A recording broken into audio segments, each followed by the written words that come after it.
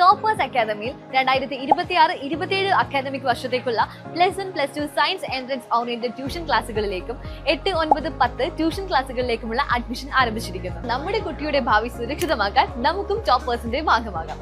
A different approach to success. എടക്കരയിൽ 3-ാം ദിവസവും ഭൂമി രജിസ്ട്രേഷൻ മുടങ്ങിയതിൽ യൂത്ത് കോൺഗ്രസ് പ്രവർത്തകർ പ്രതിഷേധിച്ചു. എടക്കര മണ്ഡലം യൂത്ത് കോൺഗ്രസ് പ്രവർത്തകരാണ് എടക്കര സബ് രജിസ്ട്രാർ ഓഫീസിൽ പ്രതിഷേധവുമായി എത്തിയത്. ഡിജിറ്റൽ സർവേ പൂർത്തിയായ എടക്കരയിൽ ഡിജിറ്റൽ പ്രീമ്യൂട്ടേഷൻ സ്കെച്ച് ഡൗൺലോഡിംഗ് പൂർത്തിയാക്കാത്തതാണ് ഭൂമി രജിസ്ട്രേഷൻ തടസ്സപ്പെടാൻ കാരണം. രജിസ്ട്രേഷൻ ഡിപ്പാർട്ട്മെന്റിന്റെ പോർട്ടലും എന്റെ ഭൂമി പോർട്ടലും സംയോജിപ്പിച്ചാണ് കഴിഞ്ഞ ദിവസം മുതൽ ആധാരം രജിസ്ട്രേഷൻ നടത്തേണ്ടിയിരുന്നത്. എന്നാൽ എടക്കര വില്ലേജ് ഡിജിറ്റൽ സർവേ പൂർത്തിയായതായി ഗസറ്റ് വിജ്ഞാപനം പുറത്തിറങ്ങിയ സമയം മുതൽ രജിസ്ട്രേഷൻ വകുപ്പിന്റെ പോർട്ടലിൽ നിന്നും എടക്കര വില്ലേജ് അപ്രത്യക്ഷമായി. ഇതോടെ ഡിജിറ്റൽ പ്രീമ്യൂട്ടേഷൻ സ്കെച്ചില്ലാതെ ഭൂമി രജിസ്റ്റർ ചെയ്യാനാവാത്ത അവസ്ഥയായി.